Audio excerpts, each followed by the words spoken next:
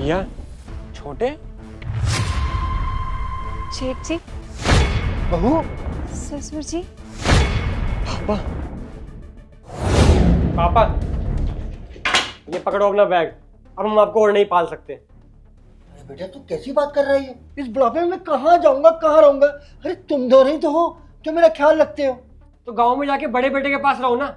वो तो वैसे भी खाली बैठा हुआ है, वही ख्याल रख लेगा। कुछ काम धंधा तो करता नहीं है।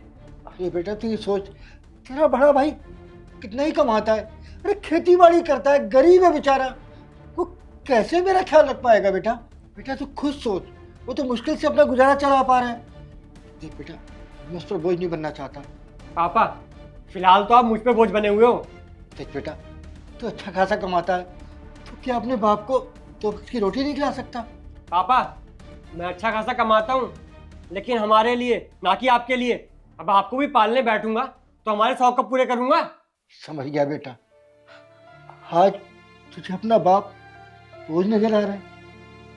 कोई बात नहीं बेटा, मैं चला जाऊंगा, लेकिन एक बात याद रखना बेटा, तू ऊपर जो बैठा है ना, सब देखता है और समय आने पर जवाब भी देता है। लेकिन एक बाप हूँ, तुम्हारे लिए दुआ ही कर सकता हूँ। खुश रहो, खुश रहो। अरे बेटा, तुम यहाँ कैसे? और तू तो अच्छी जॉब में थे ना, अच्छा कमाते थे, फिर आज अचानक ऐसा क्या हो गया कि तुम्हारे हालात ऐसे हो गए? हाँ पापा, हम दोनों अच्छा खासा ही कमाते थे।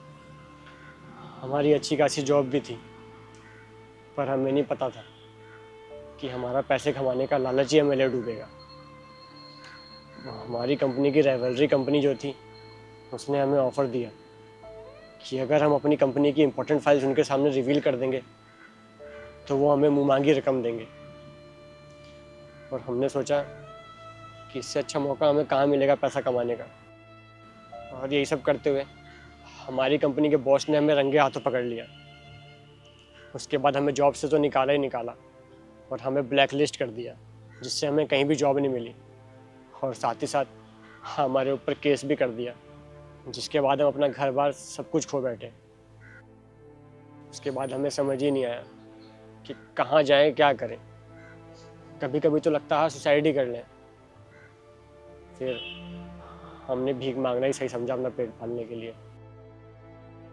वैसे पापा, भैया तो गांव में रहते थे और बहुत गरीब भी थे, और आप दोनों ने इतने महंगे कपड़े पहन रखे हैं और खाना भी बांट रहे हो।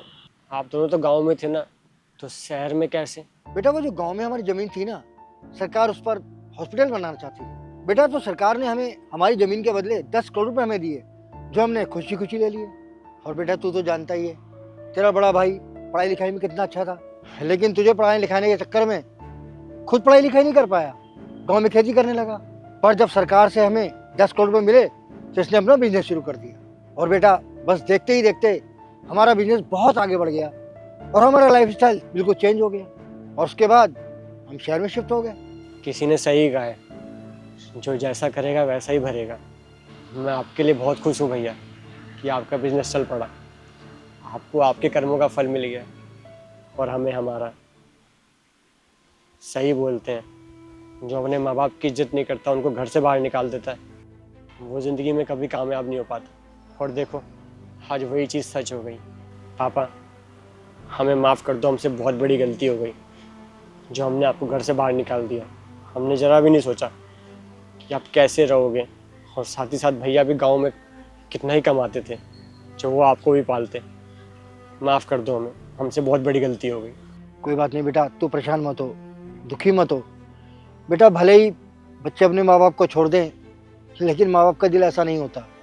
वो तो बच्चे की हर गलती को माफ़ कर देते हैं, बच्चों को स्वीकार कर लेते हैं। और बेटा अगर हमें पता होता ना कि तुम दोनों आज इस हालत में हो, तो हम बहुत पहले ही तुम्हें ले जा चुके होते अपने साथ। तो बेटा चलो हमारे साथ, अब तुम दोनों को हमारे साथ ही रहना है। चलो बेटा। और छोटे, काम की टेंशन मत लियो, मेरी कंपनी में मैनेजर की पोस्ट खाली है, तो वो संभाल लियो। थैंक यू भैया, थैंक यू पापा। आप दोनों को ये एहसान मैं ज़िंदगी भर नहीं भूलूंगा।